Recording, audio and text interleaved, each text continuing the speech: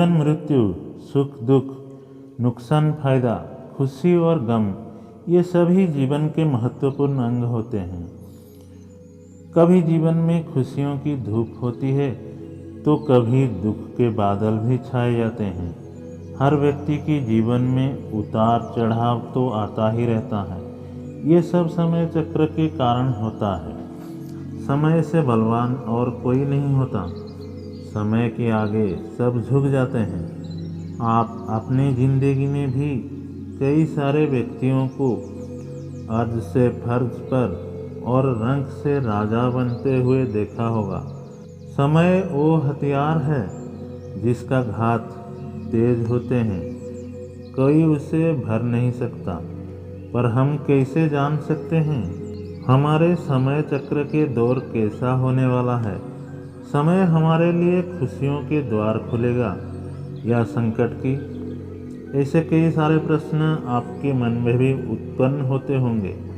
इसीलिए आज हम इस वीडियो में आपको बताएंगे कुछ ऐसे संकेतों के बारे में जो आपको अपने आने वाला उस समय के बारे में पता चल सकता है।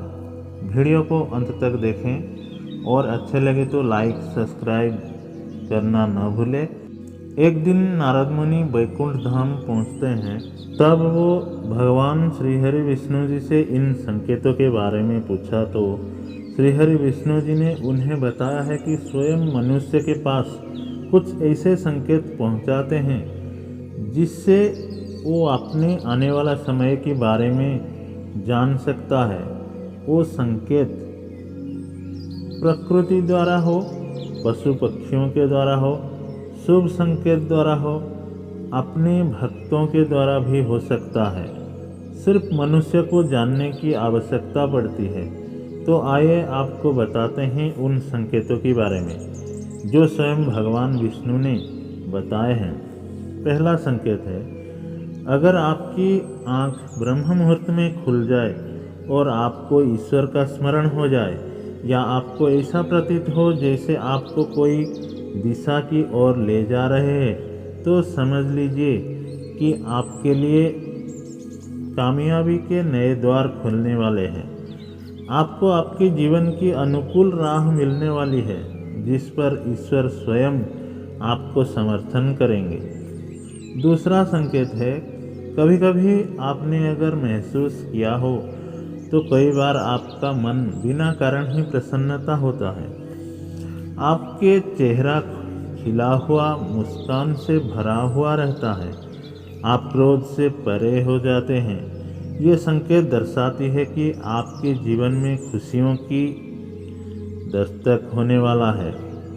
जैसे आप सदैव ही प्रफुल्लित रहेंगे। इस समय में हम जिस चीज़ के बारे में सोचते भी नहीं, उस चीज़ के बारे में हमें खुशखबरी मिल जाते हैं। हमारे मन के अंदर ईश्वर वास करते हैं। इसीलिए मन का प्रसन्न रहना सबसे बड़ा शुभ संकेत माना जाता है। तीसरा संकेत है, अगर आपके घर में गोमाता बार बार आपके द्वार पर कुछ खाने आ जाए, बंदर आपके घर से कुछ चीज़ें खुद उठा के ले जाए, बिल्ली आपके घर में बच्चों को जन्म दे या पक्षी आपके आंगन में ही अपना डेरा बनाए और चहकते रहे, आपके घर के आसपास बहुत सारे चिड़ियाँ चहकना लगे, ऐसे कुछ शुभ संकेत दर्शाते हैं कि आपको आने वाला समय आपको बलवान बनाएगा, जिसे आप अपने जीवन में उच्च पदवी पर पहुंचने वाले हैं। चौथे संकेत होते हैं, छोटे बच्चों में ईश्वर खुद बसते हैं, ऐसा हम सभी मानते हैं।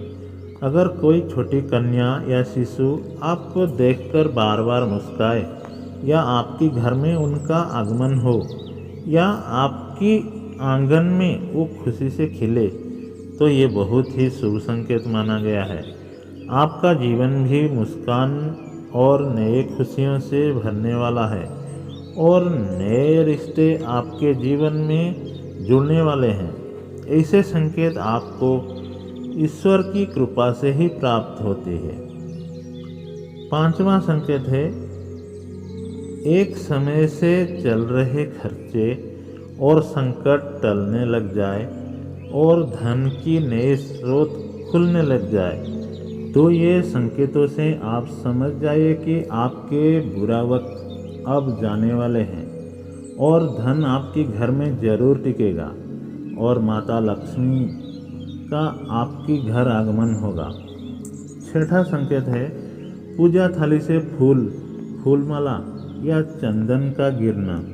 ईश्वर की मूर्ति या फोटो आपको देखकर मुस्कुरा रहे हो ऐसे प्रतीत होना, घर में प्रिय अतिथियों का आगमन, घर में चांदी और सोने का आना, महिलाओं के बाएं और पुरुषों के दाएं अंग फड़कना बहुत ही शुभ माना जाता है। ये सारे संकेत आपको आने वाले शुभ संकेतों के बारे में सूचित करते हैं।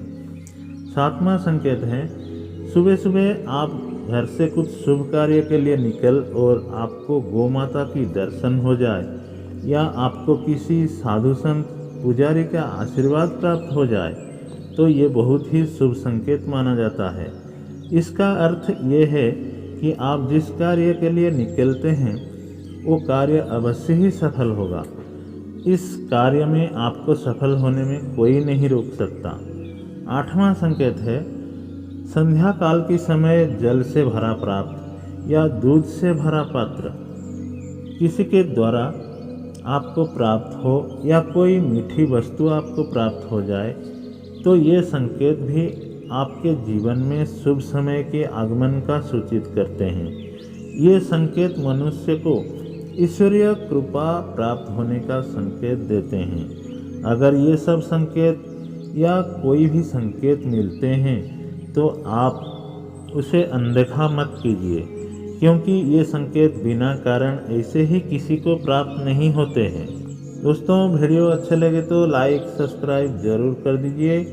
आज के लिए इतना ही, फिर मिलेंगे और एक नए वीडियो में।